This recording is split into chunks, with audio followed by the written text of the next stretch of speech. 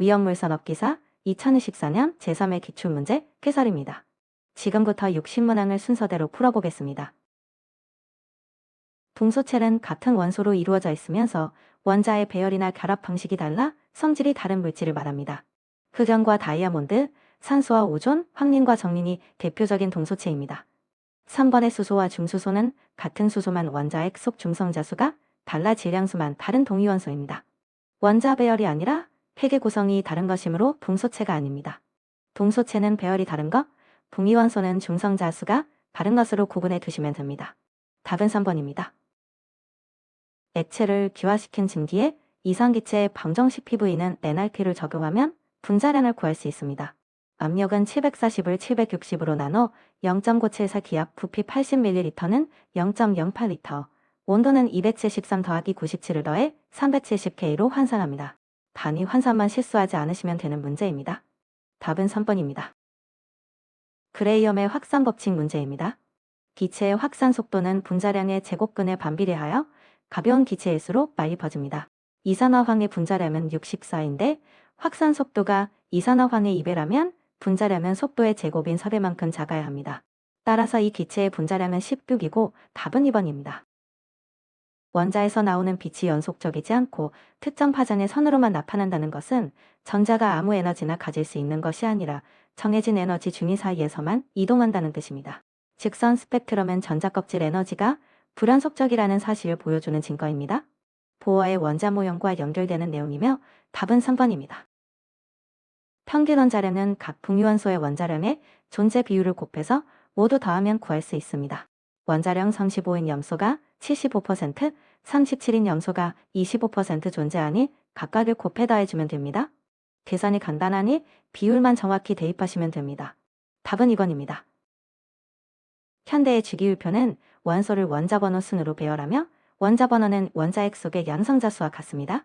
초기 멘델레예프의 주기율표는 원자량 순이었지만 원자량 순서와 성질이 어긋나는 원소가 나타나면서 모즐리 이후 양성자수 기준으로 다시 배열되어 지금의 주기율표가 되었습니다.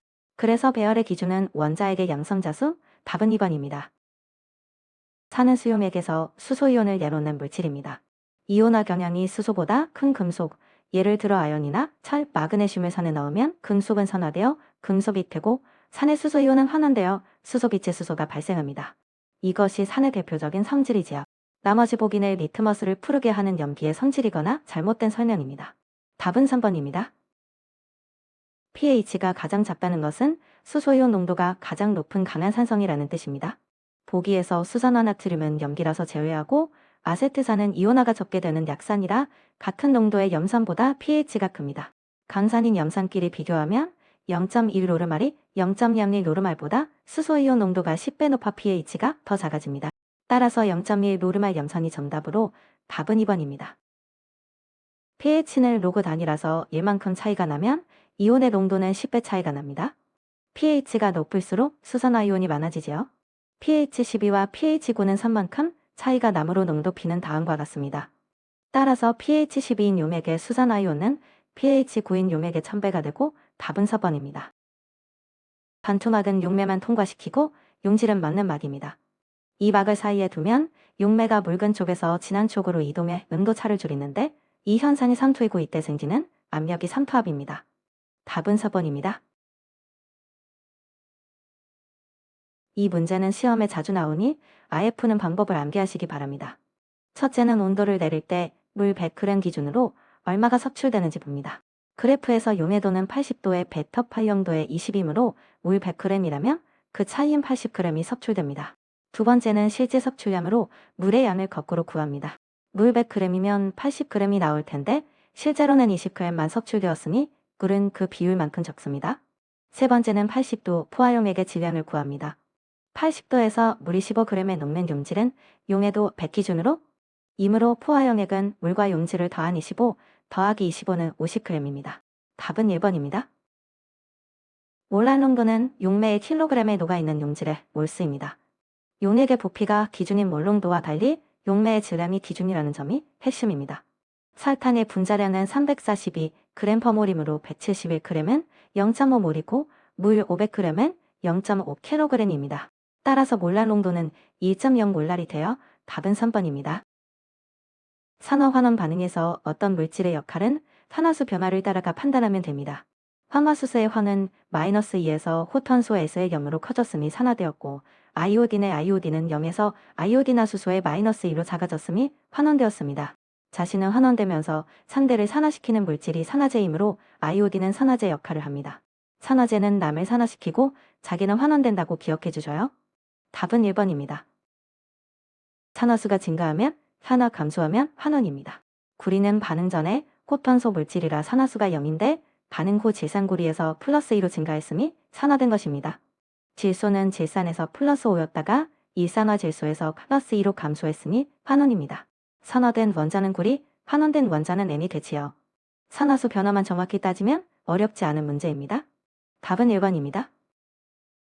여러 번 출제된 다출제 문제입니다. 불꽃 많은 색은 금속 원소를 구별하는 대표적인 방법입니다. 칼륨은 보라색, 나트륨은 노란색, 리튬은 빨간색, 바륨은 황록색, 칼슘은 주황색을 나타냅니다. 문제에서 보라색이라 했으므로 답은 2번 칼륨입니다. 불꽃색은 원소와 색깔을 잡지어 통째로 외워두시면 화학뿐 아니라 이연물 과목에서도 여러 회차에 걸쳐 그대로 득점할 수 있습니다. 중심금속 이온인 철이온에 리간드인 사이아마 이온 6개가 벨결합하여 만들어진 것이 차기온 철CN 6의 4제곱비고, 여기에 반대 이온인 칼륨이온 이 개가 결합한 물질이 K4FeCN 6입니다. 이처럼 중심금속 이온에 리간드가 배위결합한 차기온을 포함하는 화합물을 착화합물이라고 부릅니다. 할로젠 화합물이나 수소 화합물과 이름이 헷갈리지 않도록 차기온의 존재로 구분해 주셔요. 답은 1번입니다. 핵반응식은 반응 전후의 질량수의 합과 원자 번호의 합이 각각 같아야 합니다. 벨륨의 질량수 9와 알파 입자의 질량수 4를 더하면 13인데 중성자 1개가 방출되었으니 괄호 안 원소의 질량수는 13-1의 12입니다. 원자 번호도 4 더하기 2는 6이어야 하므로 원자 번호 6의 질량수 12인 탄소가 들어갑니다. 답은 3번입니다. 벤젠의 니켈을 촉매로 하여 약 300도의 고온, 고압에서 수소를 반응시키면 벤젠 고리에 수소가 첨가되면서 사이클로헥세인이 생성됩니다. 이를 수소 첨가 반응이라고 합니다. 불포화 고리인 벤젠이 수소를 받아 포약 고리인 사이클로헥세인으로 바뀌는 것이지요. 촉매와 반응 조건까지 묶어서 기억해 주시면 됩니다. 답은 3번입니다. 에틸렌에 물을 첨가하여 에탄올을 만드는 공업적 제법입니다. 반응식은 이며 이때 촉매로는 황산을 사용합니다. 약 280도 300기압이라는 반응 조건과 촉매 황산을 한 묶음으로 기억해 두시면 시험장에서 흔들리지 않습니다. 암모니아나 염산, 염화알루미늄이 아니라 황산이라는 점만 확실히 잡아주셔요. 답은 2번입니다. 반향족 탄화수소는 벤젠 고리를 기본 구조로 가지는 고리형 불포화 탄화수소를 말합니다. 톤루엔, 자일렌, 나프탈렌 등이 대표적이지요. 그런데 사이클로펜테인은 고리 모양이긴 하지만 벤젠 고리가 없는 단순한 포화 고리 탄화수소이므로 반향족이 아닙니다. 고리형이라고 모두 반향족이 되는 것은 아니라는 점을 기억해 주셔요. 답은 4번입니다. 제2류 가연성 고체의 화재 특성을 묻는 문제입니다. 금속분, 철분, 마그네슘이 수소를 발생시키는 것은 연소할 때가 아니라 물과 반응할 때입니다. 그래서 이 금속류 화재에는 지수소화가 금지되고 마른 모래나 팽창질석으로 지식소화해야 합니다. 연소 시에 수소가 발생한다고 서술한 사건이 틀린 설명입니다. 물과 반응할 때 수소, 이 짝을 정확히 기억해 주셔요. 참고로 법령 개정으로 유화는 헌으로 명칭이 변경되었습니다. 답은 4번입니다. 수화 방법은 물리적 수화와 화학적 수화로 나뉩니다. 냉각, 질식, 제거는 각각 열과 산소, 가연물이라는 연소의 산효소를 물리적으로 없애는 방법이라 물리적 소화에 속합니다. 반면 억제효과는 소화약제가 연소 중에 생기는 자유라디칼을 붙잡아 연쇄 반응 자체를 끊어버리는 것이라 화학적 소화에 해당합니다. 그래서 물리적 소화에 속하지 않는 것은 억제효과이고 답은 4번입니다. 억제소화는 부촉매 소화라고도 부른다는 것까지 기억해 주셔요. 유기과산화물은 제오류 위험물 자기반응성 물질로 분자 안에 산소를 품고 있어 열이나 충격, 마찰에 쉽게 분해되며 발호하거나 폭발할 수 있습니다. 자체에 산소가 있으니 공기를 차단하는 질식소화는 효과가 없고 다량의 물로 온도를 낮추는 냉각소화가 가장 효과적입니다. 나머지 보기는 모두 물과 반응하는 물질이라 주수가 위험합니다. 답은 3번입니다. 여러 번 출제된 다출제 문제입니다. 자연 발화가 잘 일어나는 조건은 주위 온도가 높을 것, 습도가 높을 것, 천연적이 넓을 것, 발열량이 클 것, 그리고 열전도율이 작을 것입니다. 열전도율이 작아야 내부에서 발생한 열이 밖으로 빠져나가지 못하고 축적되어 발화점까지 온도가 올라갑니다. 열이 쌓여야 스스로 불이 붙는다고 이해하시면 헷갈리지 않습니다. 나머지 보기는 모두 반대로 서술되어 있지요. 답은 3번입니다. 여러 번 출제된 다출제 문제입니다. 분해연소는 고체가 가열되어 열분해하면서 나온 가연성 가스가 타는 형태로 대표 물질은 목재, 종이, 석탄입니다. 보기를 살펴보면 금속분은 고체 표면에서 산소와 직접 반응하며 파는 표면연소, 화는 녹아서 증발한 증기가 타는 증발연소, 피크르산은 제오류 위험물이라 자체 산소로 타는 자기연소입니다. 분해연소에 해당하는 것은 목재입니다. 답은 3번입니다. 연소 형태를 구분하는 문제입니다. 메탄올은 액체가 증발한 증기가 타고 파라핀과 유황은 열을 받으면 녹아 증기가 되어 그 증기가 탑니다. 셋 모두 증발연소입니다. 반면 목탄은 휘발분이 거의 남아있지 않아 증기를 내지 못하고 고체 표면에서 산소와 직접 반응하며 불꽃 없이 타들어갑니다. 이것이 표면연소이고 코크스와 금속분도 같은 무리입니다. 연소 형태가 다른 하나는 목탄, 답은 1번입니다. 제오류 위험물은 자기반응성 물질이라 분자 안에 산소를 가지고 있어서 산소를 차단하는 질식소화가 통하지 않습니다. 질소가스, 할로젠화합물, 탄산가스는 모두 질식 위주의 소화약제라 효과가 떨어집니다. 그래서 다량의 물로 온도를 낮추는 냉각소화가 가장 적당하고 답은 4번입니다. 제오류는 질식이 아니라 냉각이라는 점 시험에 자주 나오니 꼭 기억해 주셔요. 수소와 나트륨은 제3위 위험물인 금수성 물질입니다. 금수는 말 그대로 물과 반응하면 안 되는 물질을 뜻합니다. 접촉하면 폭발합니다. 답은 3번입니다. IG55는 질소와 아르곤을 혼합한 불활성 가스계 소화약제로 산소 농도를 낮추어 질식 소화 방식을 사용합니다. 여기 IG는 이너트 가스, 즉 불활성 가스라는 뜻이고 55는 각각 질소, 아르곤의 비율을 말합니다. 답은 4번입니다. 이산화탄소 소화약제는 신부화제보다 표면 화재의 적응력이 뛰어납니다. 신부화재는 물체 내부 깊숙이 진행되는 화재를 말합니다. 나무 뿌리가 땅속에서 속으로 타들어간 것이 대표적인 예입니다. 이런 화재는 냉각, 포소화, 분말소화 등으로 처리해야 합니다. 답은 4번입니다. 인화알루미늄은 제3류 위험물로 물과 만나면 유독한 포스핀가스를 발생시키는 위험물 자체입니다. 당연히 소화약제 성분으로 쓰일 수 없습니다. 나머지 보기들은 분말이나 강화액 등 소화약제 제조에 실제로 쓰이는 성분들입니다. 그래서 답은 4번입니다. 이산화탄소 소화기는 고압으로 액화된 이산화탄소를 저장하고 있다가 노즐로 분출합니다. 이때 압력이 급격히 떨어지면 단열 팽창으로 온도도 함께 급격히 낮아져서 이산화탄소의 일부가 고체인 드라이아이스로 변합니다. 포스겐이나 수소가스는 이산화탄소가 분출되는 과정과 관계가 없고 방출구에서 실제로 생길 수 있는 물질은 드라이아이스입니다. 답은 3번입니다. 이산화탄소 소화기는 질식소화가 주요과라서 적응 위험물이 제한적입니다. 위험물 중에서는 제1류 위험물에 인화성 고체와 제4류 위험물에 적응성이 있습니다. 반면 산소를 자체 공급하는 제1류, 제올이나 금수성 물질에는 효과가 없거나 위험합니다. 보기 중 인화성 고체가 해당되므로 답은 4번입니다. 옥내 소화전 설비 설치 기준을 정리해보면 개폐 밸브와 호스 접속구는 바닥으로부터 2.5m 이하에 설치하고 소화전환 표면에는 소화전이라고 표시하면 비상전원 용량은 45분 이상 작동시킬 수 있어야 합니다. 축전지 설비는 설치된 실의 벽으로부터 0.2m 이상 이격하면 되고 0.2m 이상 이격하라는 기준은 없습니다. 그래서 틀린 것은 3번입니다. 옥내 소화전 설비의 소환 수량 기준입니다. 가장 많이 설치된 층의 소화전 개수의 7.8큐빅미터를 곱한 년 이상을 확보해야 합니다. 7.8이라는 숫자는 노즐 하나가 분당 260리터를 30분 동안 방사하는 양에서 나온 값입니다. 그러므로 답은 3번입니다. 5개 소화전은 최대 4개의 13.5 쿠빅미터를 곱하니 두 세트를 묶어서 암기해 주셔요. 포헤드 방식의 포헤드 설치 기준, 위험물 안전 관리에 관한 세부 기준, 제133조를 묻는 문제입니다. 포헤드는 방호 대상물의 표면 접고 스퀘어미터당 1개 이상 설치하고 표면 접 1 스퀘어미터당 방사량이 6.5리터/미닛 이상의 비율로 계산한 양의 포수용액을 표준 방사량으로 방사할 수 있어야 합니다. 답은 3번입니다. 9 스퀘어미터당 1개, 방사량 6.5리터/미닛 이 두 숫자를 한 세트로 암기해 주셔요. 자체 소방대에 두어야 하는 화학소방자동차 중 포수용액을 방사하는 차는 전체 법정 화학소방자동차 배수의 3분의 2 이상이어야 합니다.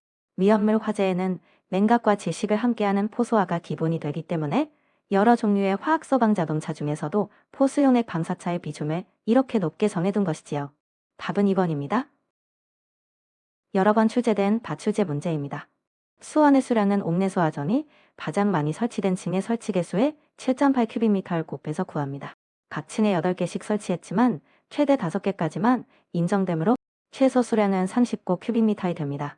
앞에서 본 7.8큐빅미터 기준을 실제 계산으로 확인하는 문제네요. 답은 3번입니다. 스프링클러 설비는 물을 사용하기 때문에 인화성 액체인 제사류 위험물에는 하지만 살수미 준면적에 다른 살수밀도 조건을 만족하는 경우에는 제사류 위험물에도 적응성이 인정됩니다. 따라서 살수밀도와 무관하게 무조건 적응성이 없다고 한 이번 설명이 옳지 않습니다. 초기 화재 진화 효과, 제1류 알칼리 금속과 산화물 부적응, 제5류 적응 설명은 모두 옳습니다. 답은 2번입니다. 비상벨 설비와 자동식 사이렌 설비의 음향장치는 전격 전압의 80% 전압에서도 음향을 발할 수 있어야 합니다. 60% 전압이라고 한 3번은 틀린 내용이지요. 또 이들 설비에는 부식 우려가 없는 장소에 설치하고 60분간 감시한 뒤에 10분 이상 유효하게 경보할 수 있는 답은 3번입니다.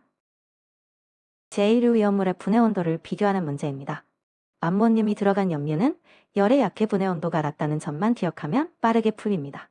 염소산칼륨은 약 400도, 과산화나트륨은 약 460도, 질산칼륨은 약 400도에서 분해되지만 과염소산암모늄은 약 130에서 150도로 훨씬 낮은 온도에서 분해됩니다. 분해 온도가 가장 낮은 물질은 과염소산암모늄이므로 답은 3번입니다. 염소산칼륨은 제1류 위험물인 산화성 고체로 무색의 결정이며 녹는 점은 약 368도입니다. 열분해하면 염소가 아니라 산소를 발생시키지요.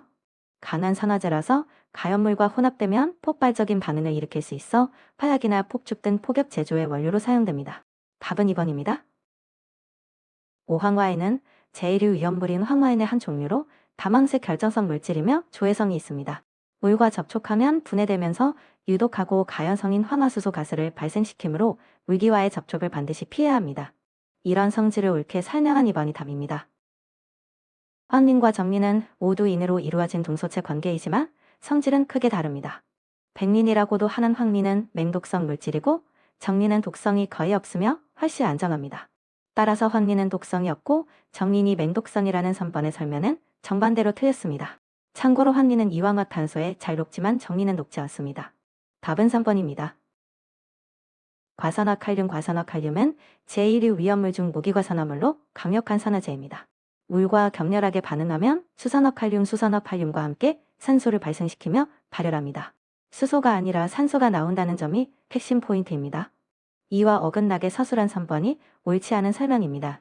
무기과산화물과 물의 반응식은 시험에 매우 자주 나오니 꼭 암기해 주셔요.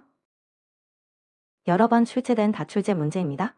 증기 비중은 물질의 증기 밀도를 공기 밀도로 나눈 값으로 결국 분자량을 공기의 평균 분자량 29로 나눈 값입니다. 그래서 분자량이 작을수록 증기 비중도 작아집니다. 보기의 분자량은 이황화탄소 약 76, 아세폰 약 8, 아세트알데하이드 약 44, 다이에틸에파 약 74입니다. 분자량이 가장 작은 아세트알데하이드의 증기 비중이 가장 작습니다. 답은 3번입니다. 제에서 교류는 인화점이 21도 미만인 인화성객체로 아세톤, 휘발유톨루엔, 산화수소, 벤젠 등이 여기에 속합니다. 1번은 모두 제에서 교류로만 나열되어 있어 맞습니다. 2번은 특수인 화물, 3번은 알코올류가, 4번은 제3, 제4서 교류가 섞여 있습니다. 서교류 분류는 자주 나오니 풍량별 대표 물질을 꼭 암기해 주셔요. 답은 1번입니다. 가솔린은 전기가 잘 통하지 않는 부도체입니다. 부도체라서 점전기가 발생해도 잘 방전되지 않고 축적되기 때문에 오히려 정전기 불꽃에 의한 화재 위험이 큽니다. 따라서 전기에 대한 도체라고 한 3번의 설명이 틀렸습니다. 비중은 물보다 작고 증기 비중은 공기보다 크며 물에 녹지 않는 성질은 모두 맞습니다. 답은 3번입니다. 트리니트로페놀은 피크르산입니다. 페놀의 나이트로기가 3개 붙은 구조로 제5류 위험물 중 나이트로 화합물에 해당합니다. 트라이나이트로톨루엔과 꽤 나이트로 화합물의 대표 물질이지요. 이름이 비슷한 나이트로글리세린은 질산에스터류인이 혼동하지 않도록 화학식과 풍명을 짝지어 기억해 주셔요. 답은 3번입니다. 제조소의 안전거리 기준을 묻는 문제입니다. 300명 이상을 수용할 수 있는 영화 상영관 등 다수인 수용시설과는 30m 이상의 수평거리를 두어야 합니다. 안전거리는 특고압 가공전선 5m, 고압가스, 도시가스 시설 20m, 학교, 병원, 극장 등 30m, 지정문화유산 등 50m로 정해져 있으니 5, 20, 30, 50 순서를 표로 암기해 주셔요. 답은 3번입니다. 정전기 제거 설비는 3가지입니다. 접지에 의한 방법, 공기를 이온화하는 방법, 그리고 상대 습도를 70% 이상으로 높이는 방법이지요. 습도가 높으면 전하가 공기 중 수분을 통해 흘러가 축적되지 않기 때문입니다. 반대로 건조한 환경즉 낮은 습도는 정전기를 오히려 더 발생시키므로 방지 방법이 될 수 없습니다. 정전기 제거 설비 3가지는 자주 출제되니 꼭 암기해 주셔요. 답은 2번입니다. 여러 번 출제된 다출제 문제입니다. 저장 기준에서 틀린 설명을 찾는 문제입니다. 이동 탱크 저장소에 비치해야 하는 서류는 설치 허가 증과 운송 허가 증이 아니라 해당 이동 탱크 저장소의 완공검사 합격 확인증과 정기점검 기록입니다. 차량이 이동하며 위험물을 다루는 특성상 관련 서류를 항상 싣고 다니도록 한 것이지요. 나머지 보기인 지하 저장 탱크 주된 밸브의 폐쇄, 마세타이드 하이드 저장 탱크의 불활성 가스 봉입, 방유제 내부의 고인물이나 유류의 즉시 배출은 모두 옳은 기준입니다. 답은 1번입니다.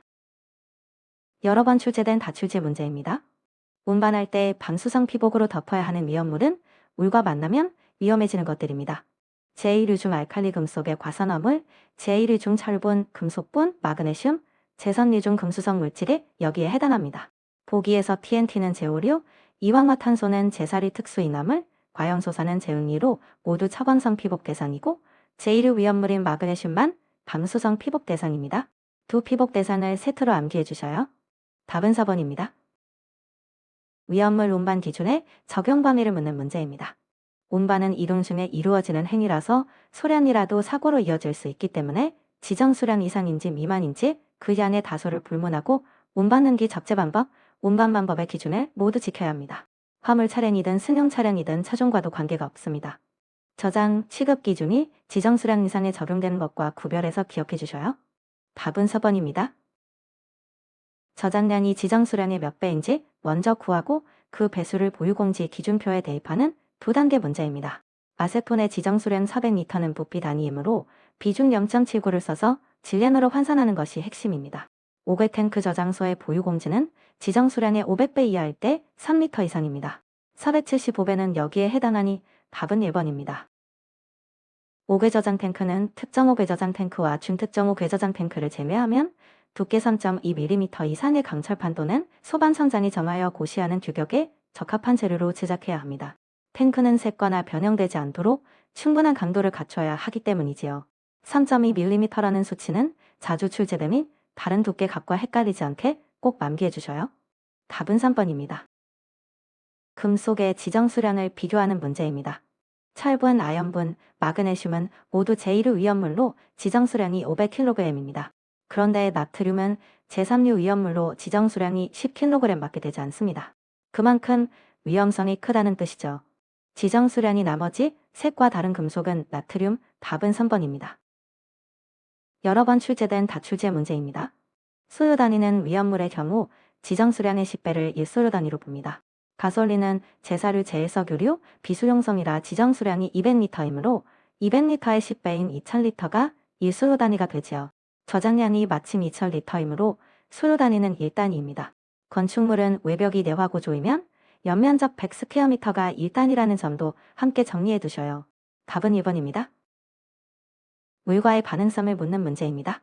과염소성 칼륨은 제1류 위험물인 산화성 고체로 물과 반응하여 가연성 가스나 유독성 가스를 발생시키지 않습니다. 반면 탄화칼슘은 가연성인 아세틸렌을, 인화칼슘은 유독성인 포스핀을, 금속나트륨은 가연성인 수소를 발생시키는 금수성 물질이라 답이 될 수 없습니다. 그래서 물과 반응에 위험한 가스를 내지 않는 것은 과염소성 칼륨, 답은 3번입니다. 옥내 저장 탱크와 탱크 전용실의 벽과의 사이, 그리고 옥내 저장 탱크 상호간은 0.5m 이상의 간격을 유지해야 합니다. 이는 탱크를 점검하고 보수할 공간을 확보하기 위한 것이며 다만 점검 및 보수에 지장이 없는 경우에는 그렇지 않습니다. 0.3m나 2.0m가 아닌 0.5m라는 수치를 꼭 기억해 주셔요. 답은 2번입니다. 이상으로 위험물산 업기사 2024년 제3회 기출문제 기설을 마치겠습니다. 고생하셨습니다.